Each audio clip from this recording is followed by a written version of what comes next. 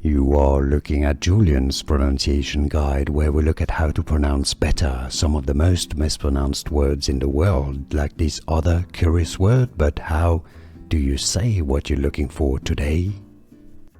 Let's learn once and for all how to pronounce the name of the new Pope, essentially American Catholic. If you want to learn biblical names, names from the Bible, and more confusing vocabulary from Christianity, make sure to stay tuned. Robert Prevost. If it was French, it would be Prévost, but he's American.